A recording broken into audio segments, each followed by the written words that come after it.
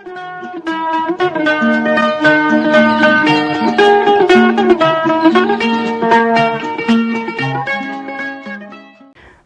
आदाब। आपके साथ मैं हूं फराज और चैनल है फिल्म फराज।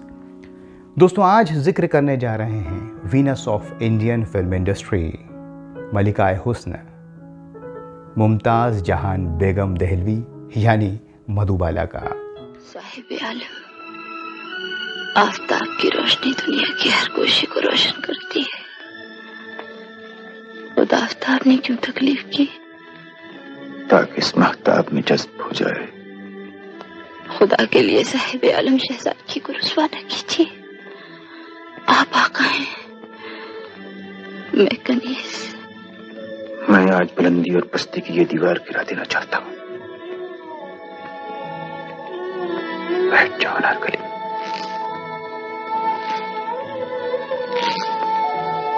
साहिब आलम। मधुबाला का नाम आते ही खूबसूरत चेहरा, दिलकश मुस्कुराहट हमारे सामने आ जाती है। और क्या कुछ कहें उनके बारे में, सब जानते ही हैं। बचपन से काम करती थीं फिल्मों में, क्योंकि घर वालों को ज़रूरत थी पैसे की। 11 भाई बहन थे, मधुबाला का 5वां नंबर था। उनके वालिद अताउल्ला खान साहब उनसे काम करवाते थे, क्योंकि घर में कमाई की बहुत ज़्यादा ज़रूरत थी। काम करती रहीं। 1944 में एक बड़ा हादसा हुआ। जब मधुबाला अपने घर वालों के साथ फिल्म देखने गई हुई थी तो उनके घर में आग लग गई, और इस हादसे में उनके 5 भाई बहन, 3 बहनें और 2 भाई इस दुनिया से चले गए।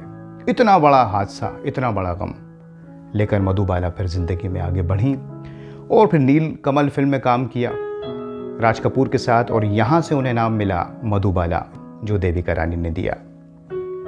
उसके बाद फिर सिलसिला चलता रहा। महल फिल्म आ गई कमाल अमरोही की, और उसने तो शोहरत की बुलंदियों पर उन्हें पहुंचा दिया।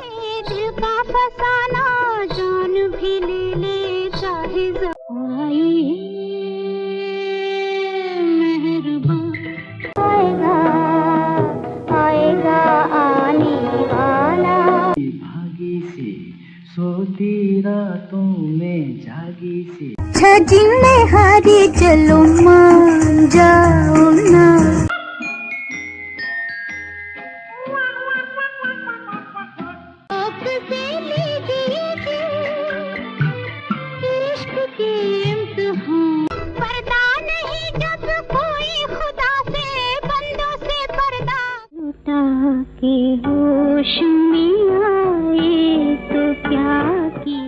फिर एक से बढ़कर एक फिल्म आने लगी। दिलीप कुमार मिले फिल्म तराना में, वहाँ से अफेयर शुरू हुआ। मोहब्बतें चलती रहीं ताउम्र। वो चाहती थीं दिलीप कुमार को, दिलीप कुमार उन्हें चाहते थे, लेकिन मधुबाला के पिता अताउल्ला खान साहब नहीं चाहते थे इन दोनों की शादी हो। कमाल अमरोही का नाम भी आता है, वो भी चाहते थे मधुबाला से शादी करने का। बाद में अताउल्ला खान मान गए दिलीप कुमार से शादी के लिए, और शर्त रख दी कि दोनों एक प्रोडक्शन हाउस खोलें, मधुबाला और दिलीप कुमार, और फिल्में बनाएं। लेकिन दिलीप कुमार ने इससे इनकार कर दिया, और फिर बाद में नया दौर वाली पूरी कहानी हुई। उसके बाद तो ये दोनों तकरीबन अलग हो गए, लेकिन मधुबाला ने आखिरी तक दिलीप कुमार से मोहब्बत की। बाद में दिलीप कुमार की शादी हो गई सायरा बानो से, और जब मद्रास में थे सायरा बानो के साथ दिलीप कुमार, तो मधुबाला ने उन्हें ख़त लिख कर बुलाया था कि मैं आपसे मिलना चाहती हूँ। सायरा बानो के साथ दिलीप कुमार पहुँचे, मुलाकात हुई। मधुबाला बहुत खुश हुई कि आपकी प्रिंसेस मिल गई दिलीप कुमार से, उन्होंने ये कहा, और कुछ बातें की, पर्सनल कुछ एडवाइस ली। उसके बाद दिलीप साहब लौट आए। लेकिन जब मधुबाला इस दुनिया से गई तो दिलीप कुमार उनके जनाजे में शामिल नहीं हुए। सिर्फ इतना कहा कि काश वो ज़िंदा रहती। दिलीप साहब ने हमेशा ये कहा कि मधुबाला की ज़िंदगी में उनके घर वालों का, ख़ास करके उनके वालिद अताउल्ला खान साहब का बहुत ज़्यादा दखल रहता है। यहाँ तक कि वो फिल्में भी मधुबाला को नहीं करने देते, उनकी पसंद से हर चीज़ में इंटरफेयर करते हैं। मधुबाला को अपने घर वालों से अलग हो जाना चाहिए। खैर, अब ये इतिहास की बातें हैं। फिर किशोर कुमार उनकी ज़िंदगी में आए जब वो डिप्रेशन में थी, बीमार थी। किशोर कुमार भी उन दिनों परेशान थे। दोनों ने शादी की, हालांकि मधुबाला के घर वाले नहीं चाहते थे, क्योंकि किशोरदा शादीशुदा थे। खैर, शादी हो गई, मधुबाला बीमार रहने लगी, और किशोरदा ने उन्हें एक बंगले में रखा। वहाँ नर्स उनका ख्याल रखती थी। कभी कभी वो मधुबाला से मिलने जाते थे। लोग ये समझते हैं कि किशोरदा ने उन्हें अकेला छोड़ दिया, लेकिन ऐसा आता है कि किशोरदा ये कहा करते थे कि अगर मैं रोज़ आपसे मिलने आऊँगा तो आप रोएंगी, परेशान होंगी, यादें ताज़ा होंगी पुरानी, जो आपके लिए ठीक नहीं है, आपके दिल के लिए ठीक नहीं है। खैर, ज़िंदगी चलती रही। लेकिन दोस्तों, मधुबाला की ज़िंदगी में खाली गम था ऐसा ही नहीं है, खुशियाँ भी थीं। उनकी कई ऐसी फिल्में हैं, हाफ टिकट, झुमरू, चलती का नाम गाड़ी, जिसमें आप ये देखेंगे कि जब वो एक बार मुस्कुराना शुरू करती थीं तो फिर रुकने का नाम नहीं लेती थीं, चाहे वो फिल्म हो चाहे हकीकत हो। कार चलाने का बहुत शौक़ था उन्हें, कभी भी ड्राइविंग पर निकल जाती थीं अपने दोस्तों को लेकर, जिंदा दिली के साथ। ये फार्म, ये जंगल, ये देख रहे हैं आप? वो नदी के किनारे तक? हाँ, नदी के किनारे तक। वो दूर दूर सब अपना है, लेकिन यहाँ के कॉन्ट्रैक्टर्स सब चोर हैं। इसलिए अब इन सब चीजों की देखभाल आपको करनी होगी। क्या देख रहे हैं आप? उषा जी, आपसे किसी ने कहा नहीं कि आप क्या? आप जब बड़ी बड़ी बिजनेस की बातें करती हैं तो आप लगती नहीं ऐसी बातें करने वाली। तो क्या लगती हूँ? कहूँगा तो आप नाराज हो जाएंगी। आपकी तो आदत है जरा जरा से बातों में नाराज हो जाने की। ऐसी तो कोई बात नहीं। आप कहिए। आप लगती हैं एक खूबसूरत, बहुत ही खूबसूरत लड़की, जिसका बिजनेस के साथ कोई सरोकार नहीं होना चाहिए। तो उसे तो किसी और ही दुनिया में होना चाहिए। कौन सी दुनिया में? ये तो खूबसूरत लड़की, मेरा मतलब है आप ही बेहतर बता सकती हैं। एक बात मैं आपसे पूछूं? पूछिए। क्या आज तक आपसे किसी ने नहीं कहा कि आप सॉरी।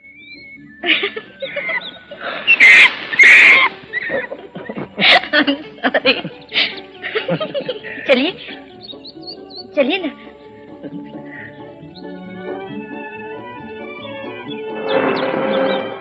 अच्छा जिन्ने हारी चलो मान जाओ ना, मेरी काश तुमसे मोहब्बत ना। और यहाँ आपको ये भी बताएं कि मधुबाला किसकी दीवानी थी। हालांकि वो एक्ट्रेस मधुबाला के साथ ही इंडस्ट्री में आई, लेकिन मीना कुमारी की मधुबाला बहुत ज़्यादा दीवानी थी, ख़ास करके मीना कुमारी की आवाज़ की। लता जी की आवाज़ की दीवानी थी, कॉन्ट्रैक्ट में लिखवाती थी कि मेरे गीत लता जी ही गाएंगे, ख़ास करके आएगा आएगा आने वाला के बाद से। लेकिन ओपी नैयर से दोस्ती रही मधुबाला की। हावड़ा ब्रिज, फागुन जैसी फिल्मों में नैयर साहब ने संगीत दिया, तो फिर आशा भोसले से भी दोस्ती हो गई। और वो गीत भी अगर आप सुने तो आपको अलग ही दुनिया में ले जाते हैं। मधुबाला से तो सभी ने मोहब्बत की। प्रदीप कुमार भी शादी करना चाहते थे, भरत भूषण भी करना चाहते थे, हालांकि वो शादीशुदा थे, लेकिन मधुबाला ने फिर उन दिनों किशोर कुमार को चुन लिया। लेकिन शम्मी कपूर साहब बेपनाह मोहब्बत करते थे मधुबाला से। फिल्म रेल का डिब्बा की शूटिंग के दौरान पहली बार जब उन्होंने मधुबाला को देखा तो अपना दिल दे दिया। और मधुबाला ने भी अच्छा दोस्त समझकर शम्मी कपूर की बहुत मदद की फिल्मों में आगे बढ़ने के लिए।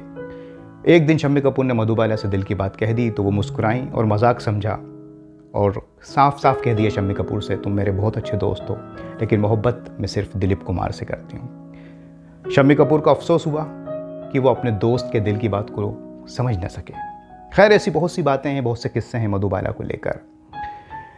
उनकी फिल्में तो हम जानते ही हैं, मुग़ल आज़म को कौन भूल सकता है। हालांकि उन्हें कभी कोई अवार्ड नहीं मिला, लेकिन सबसे बड़ा अवार्ड पब्लिक का प्यार है। और भी अगर आप फिल्मों को याद करें, एक साल फिल्म याद आ रही है, काला पानी, हाफ टिकट, अमर, तराना, और बाद में तो खैर वो बीमार हो गई थी, शराबी फिल्म, और ज्वाला फिल्म आखिरी रही। लेकिन मधुबाला को बाहर से तो मोहब्बत का क्या कहें, घर वालों ही से प्यार ना मिल सका, सिर्फ उनको इस्तेमाल किया गया पैसा कमाने के लिए। और मधुबाला जब इस दुनिया में नहीं रही, 23 फरवरी 1969 को इस दुनिया से चली गई दोस्तों, उसके बाद उनके बाप उनकी कब्र पर जाकर रोया करते थे, फूल चढ़ाया करते थे और याद करते थे अपनी बेटी को। लेकिन तब तक बहुत देर हो चुकी थी। मधुबाला की फिल्म का ही एक गीत है, एक साल का, सब कुछ लुटा के होश में आए तो क्या किया, दिन में अगर चिराग जलाए तो क्या किया। वो तो जा चुकी थी हमेशा हमेशा के लिए। मोहब्बत उन्हें ना मिल सकी किसी की भी, हमें काश तुमसे मोहब्बत ना होती, कहानी हमारी हकीकत ना होती। खैर, मधुबाला की ज़िंदगी में खुशी गम सब रहे, लेकिन उन्हें याद किया जाता है, किया जाता रहेगा उनकी खूबसूरती के लिए, बेहतरीन अदाकारी के लिए। और आज भी इतने बरसों बाद अगर कहीं मधुबाला का जिक्र हो जाता है, रोज़ ही होता है, तो उनकी खूबसूरती का आज भी कोई सानी नहीं है। हम उनकी रूह की सुकून के लिए दुआ करते हैं और वो जहाँ भी रहें खुश रहें, और हम सब के लिए दुआ करें। आज इस कार्यक्रम को यहीं ख़त्म करते हैं इस वादे के साथ कि मधुबाला के ऊपर फिर कोई और प्रोग्राम करेंगे। आप हमें कमेंट्स करके बताइए अगर आपके पास कोई इन्फॉर्मेशन हो तो। अपना बहुत ख्याल रखें। नमस्कार, खुदा हाफिज़।